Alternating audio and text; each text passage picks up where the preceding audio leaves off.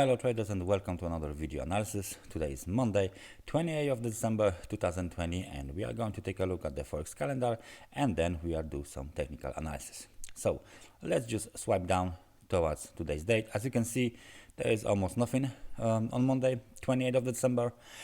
We got some data from Japan, industrial production, as you can see. And at 2 o'clock p.m. there are some data from Germany CPI and harmonized CPI as well. So consumer price index, of course, they are important data because they show how the inflationary pressure is increasing or decreasing. So please keep an eye on this data. And of course, as the 2020 year is about to finished, please pay attention to the end of the year flows, as we can see, for example, on the euro dollar, which is and will be under the influence of the CPI data for today. So let's just go and take a look at the euro dollar, and this is of course the daily time frame chart. So what do we have here? The first thing I would like to point out is that there is possibly some sort of a pattern, a price pattern that is in progress right now on the daily time frame of the euro dollar. The trend is still up as usual, and the key short-term trend line is, as you can see, this orange trend line here. We got some bounces from this trend line, so the market recognized it, and today we are getting closer to this high from the 22nd of the December, somewhere around the level of 1.2257.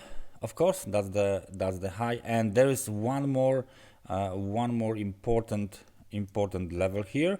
Let me just mark it. It's the high from the 17th of the December, because it's green and it's technical resistance. Let's just make it red as it should be. 1.2273, that's the high, and this high might be taken out, and if it is, then the euro dollar will head towards 1.23, the round level. Please notice this trend line support. As long as this trend line support is not clearly violated, euro dollar will be going up towards the new highs. But as you can see, the momentum is not that strong as it used to be.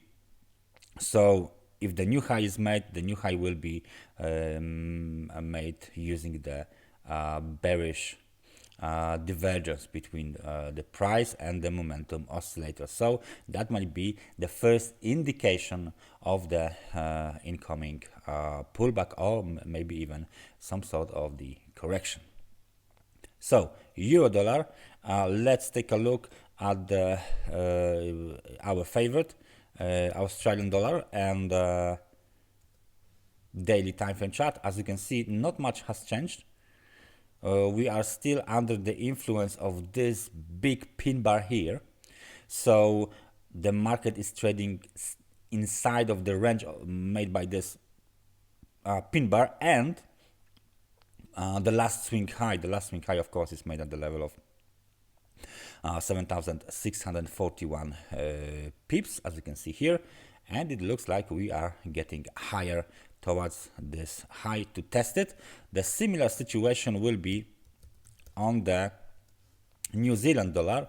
Yes, of course, as you can see, market is heading towards this high this time, and this high is at the level of 7,168. The technical support, as you can see, we might just a little bit adjust it to be more precise. There you go, is the low of this pin bar. Again, the same pin bar is on the various markets.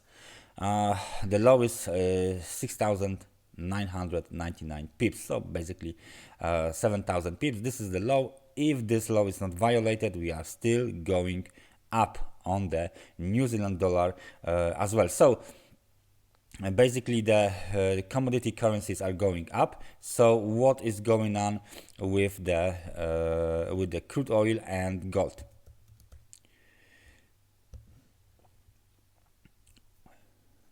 Crude oil daily time frame chart, as you can see, is not doing much. The level of 46.26 is still being defended, but if we break below this level, we can see our scenario for the bigger decline. The key technical support is 43.85, is still available here, but not much change since the I think it's Thursday, yeah, Friday. So since the Thursday last week, nothing really exciting has happened on the crude oil. We are trading around the level of 48, 47 and 50. So the market is consolidating right now the recent gains, bouncing after the sell-off from the highs of 49.28 to the lows of 46.07, and right now we are waiting for the further developments. Please notice the market conditions are well overbought, almost extremely overbought, because we are very close to hit the level of 70 on the RSI again. So this is the crude oil. Let's take a look on the Bitcoin as well, because we got some pretty exciting market rally. There you go. We are still developing the last fifth wave of the market rally. And if we take a look at the Bitcoin in the last wave, the fifth wave, you can see that we can divide this move in 5 ways. We got first wave, or wave number 1, wave number 2, wave 3, wave 4, this is this consolidation, and now this is wave 5. Moreover, if this is fifth wave of the fifth wave, this is the pin bar. Very, very interesting pin bar. It's made somewhere at the level of $28,000. So $28,000, apparently the high was 28,183. So a little bit over the $28,000, but this might be the key lever for the bears, because if the price will go up again, the bearish pressure will be still visible on $28,000.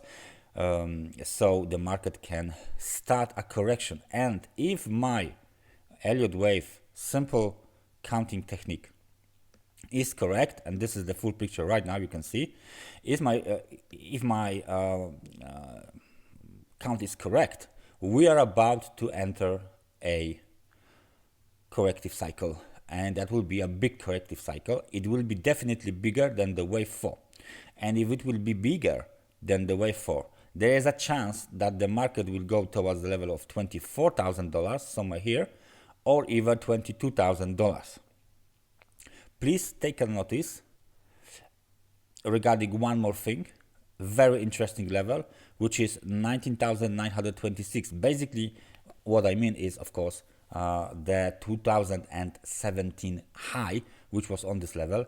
After the breakout above this level, as you can see, we made it 16th of the December, right? This breakout has not been tested yet. So the thing is, if we start a correction, and we will at some point of the time, sooner or later, I think it will be sooner because of this very simple Elliott wave count, we might even hit the 20,000 just to test it. So we might do like a pin bar and then quickly bounce back up, because of course the level of 19,926 will be very, very interesting, very, very perceived as interesting as a chip for the market participants. So our next important zone is between these two levels, 19,000 and 19,926 on the Bitcoin. Let me just show you one more thing regarding the Ethereum, because we will just switch towards the weekly time frame, okay? And as you can see on this weekly time frame chart, let me just zoom out. Right now, if we use some Fibonacci retracement, which is very, very simple to use, and if we will mark the whole move down from the level of it will be around 1,400, right?